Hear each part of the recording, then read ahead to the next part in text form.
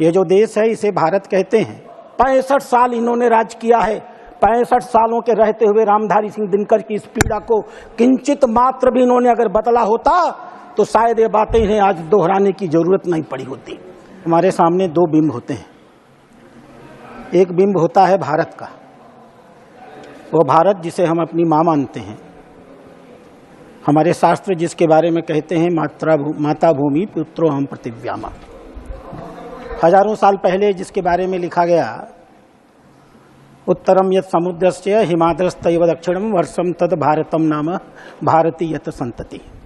समुद्र के उत्तर में और हिमालय के दक्षिण में ये जो देश है इसे भारत कहते हैं और हम भारत के पुत्र हैं, भारत के बच्चे हैं और इसलिए भारतीय कहे जाते हैं। दूसरा बिंब होता है हमारे प्रधानमंत्री का। 26 मई 2014 को जब उन्होंने पहली बार शपथ लिया और हम गर्व के साथ कह सकते हैं दुनिया की अकेली शख्सियत स्वर्गीय नेहरू जी के पास जिन्होंने तीसरी बार शपथ लेने का काम लगातार सफलता के साथ किया। माननीय मंत्री प्रधानमंत्री जी जब शपथ ले रहे थे तो दो प्रकार की शपथ ले रहे थे। एक संवैधानिक शपथ जो इस देश के महामहिम से राष्ट्रपति दिलवा रहे थे, एक दूसरी भी शपथ उसी समय वो ले रहे थे। मैं अगर प्रधानमंत्री बना हूं तो मेरे काम करने की दृष्टि क्या होगी, मेरी आर्थिक नीतियां क्या होंगी। और वह शपथ उन्हें नरेंद्र नाम का एक दूसरा नौजवान दिला रहा था। नाम था नरेंद्र नाथ दत्त विवेकानंद। विवेकानंद बोल रहे थे और माननीय प्रधानमंत्री में मन में ही उनके शब्दों को दोहरा रहे थे।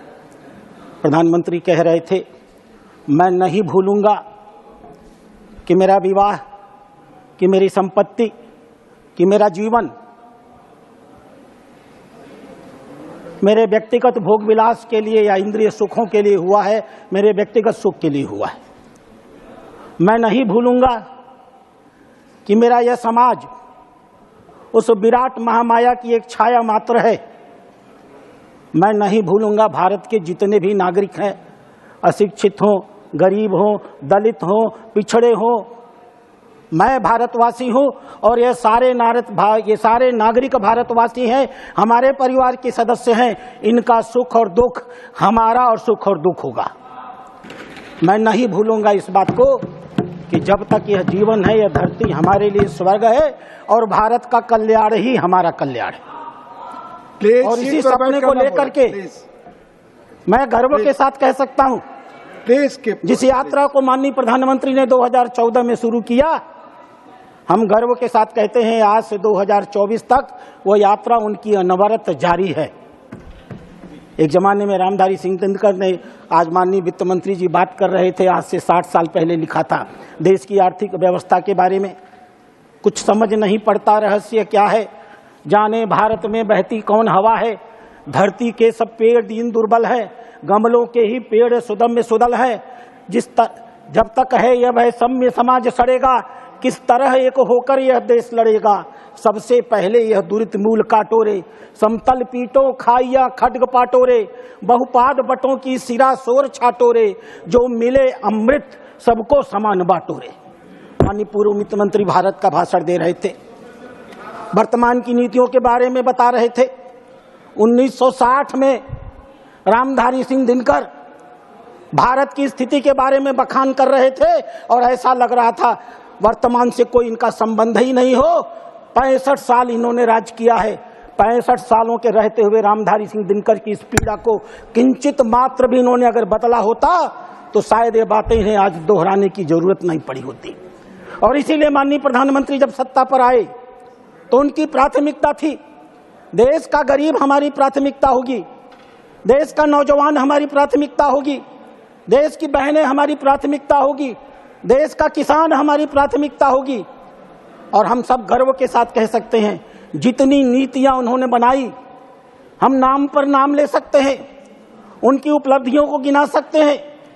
पहली बार जब वो जनधन योजना लेकर के आए थे, आप तो नहीं ला पाए 65 सालों में, आप तो इस बात की चिंता नहीं कर पाए कि इस देश में 53% ऐसे लोग हैं जिन्होंने बैंक का मुंह तक नहीं देखा था।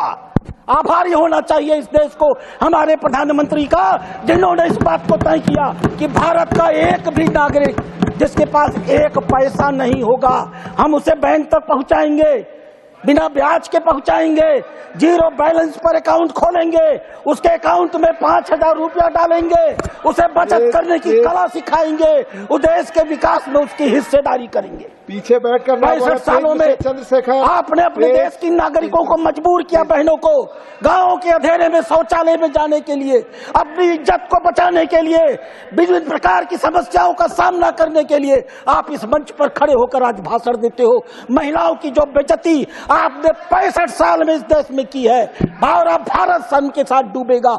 आपको एहसान होना चाहिए माननीय प्रधानमंत्री का, जिन्होंने इस देश में स्वच्छ भारत योजना प्रारंभ की। और आज हम गर्व के साथ कह सकते हैं, भारत का कोई भी महिला, भारत की कोई भी बच्चा, कोई भी बूढ़ा आज अपने घर से निकल करके रात के अंधेरे में सड़कों पर जाने के लिए, शौचालय के लिए बाध्य नहीं हो सकता। आपको शर्म आनी चाहिए। 65 साल आप सत्ता में रहे, 3 करोड़ 70 लाख सिर्फ ऐसे घर थे जिनके घर आप पीने का पानी पहुंचा सके। शेष आप बात करते हैं आधे लोगों की, आप 140 करोड़ की जनसंख्या बताते हैं, 140 में 3 करोड़ 70 लाख घरों को आपने पीने का पानी पहुंचाया था। आपको आभारी होना चाहिए हमारे प्रधानमंत्री का, जिन्होंने शुरू किया जल जीवन मिशन, जिनके नेतृत्व में आज हम गर्व के साथ कह सकते हैं 14 करोड़ घरों में हमने पीने का पानी पहुंचाने का काम किया है। आपको शर्म नहीं आती? इस देश की 90% जनसंख्या इलाज नहीं करा पाती थी, चिकित्सा तक उसकी पहुंच नहीं होती थी, इलाज कराने में वह गरीबी रेखा के नीचे चली जाती थी, उसके घर बिक जाते थे, उसकी जमीनें बिक जाती थी। आप उसकी चिंता नहीं करते थे। चिंता अगर किसी ने किया तो भारत के प्रधानमंत्री नरेंद्र मोदी ने किया, जिसने तय किया इस देश का कोई भी गरीब पैसे की कमी के नाते मरेगा नहीं। आयुष्मान भारत योजना शुरू हुई, 50 करोड़ नागरिकों को आच्छादित किया गया, और हम गर्व के साथ कह सकते हैं पिछले 7 सालों के अंदर, पिछले 5 सालों के अंदर 7 करोड़ 34 लाख लोगों ने अस्पताल में इलाज कराया। अध्यक्ष महोदय, मैं आपके सामने एक रिपोर्ट पेश करता हूं। यह रिपोर्ट है स्टैंडर्ड ऑफ पुअर की। चुनाव जब चल रहा था, चुनाव का निर्णय आने वाला था, 29 मई को यह रिपोर्ट आई थी। यह छोटी मोटी संस्था नहीं है, पूर्व वित्त मंत्री इसको नकार नहीं सकते। महत्वपूर्ण यह नहीं है कि उन्होंने भारत की रेटिंग बढ़ा दी। 2009 में भारत की रेटिंग BBB माइनस नेगेटिव थी, आपकी सरकार थी। 2012 में भारत की रेटिंग BBB माइनस नेगेटिव थी, आपकी सरकार थी। 2014 में नरेंद्र मोदी सरकार में आए, आते ही मान रेटिंग 4 महीने के अंदर बदल गई, BB माइनस से और BB स्टेबल हो गई। और हम गर्व के साथ कह सकते हैं 29 मई 2024 को घोषणा किया स्टैंडर्ड पुअर ने, और भारत की रेटिंग BB माइनस स्टेबल से बदल करके BB माइनस पॉजिटिव कर दिया। और महोदय, यह महत्वपूर्ण नहीं है, महत्वपूर्ण यह है कि ऐसा करते हुए स्टैंडर्ड ऑफ पुअर ने अपनी रिपोर्ट में क्या कहा, मैं उस रिपोर्ट को पढ़ना चाहूंगा। अध्यक्ष महोदय, उन्होंने लिखा कि भारत को मजबूत आर्थिक विकास ने भारत की ऋणग्रहता पर सकारात्मक प्रभाव डाला है। इस सुदृढ़ आर्थिक ढांचे का आने वाले 2-3 सालों में विकास की गति पर बहुत प्रभावी असर पड़ने वाला है। उन्होंने लिखा, सरकार ने अपने खर्चे के स्वरूप और उसके वितरण को पूरी तरह से बदल दिया है, और बढ़ता हुआ हिस्सा अवस्थापना विकास पर खर्च किया जा रहा है। आने वाले समय में यह भारत की जड़ता को समाप्त कर देगा और भारत को विकास की बहुत ऊंचाइयों पर लेकर के जाएगा। उन्होंने लिखा, लगातार नीतिगत स्थायित्व से, गहराते हुए आर्थिक सुधारों से और उच्च दर के अवस्थापना सुविधाओं के निवेश से भारत लंबे समय तक विकास की संभावनाओं को बनाते रहेगा। भारत की अर्थव्यवस्था, पहला तमाचा जो आपके ऊपर है, जो आरोप हम लोगों के ऊपर आप लगाते हैं, उस कंपनी ने लिखा, भारत की अर्थव्यवस्था ने कोविड की आपदा के बाद बहुत प्रभावशाली ढंग से वापसी की है। पिछले 3 सालों में भारत के वास्तविक आर्थिक विकास की दर और सकल घरेलू उत्पादन का क्षेत्र में सर्वाधिक 8.1% की औसत से वृद्धि हुआ है। भारत एशिया पैसिफिक क्षेत्र में सीट पर बैठकर बात न करें। सर्वाधिक विकासशील है। अपनी अपनी और सीटों हमें पर जाओ विश्वास है प्लीज। कि आने वाले 3 सालों में यह विकास की दिशा और गति बनी रहेगी। भारत 7% के दर से विकास करता रहेगा। और भारत के सकल बैठकर बात न करें उत्पादन और ऋण के अनुपात में इसका प्रभावी प्रभाव पड़ेगा। अध्यक्ष महोदय, गो टू योर सीट। दूसरा तमाचा इनकी गाल पर मारा है स्टैंडर्ड ऑफ पुअर्स ने, और लिखा, यह उनके शब्द हैं, वर्ष 2024-25 में मोदी सरकार ने अवस्थापना के विकास में 11,00,000 करोड़ रुपए खर्च किए हैं, अर्थात जीडीपी का 3.4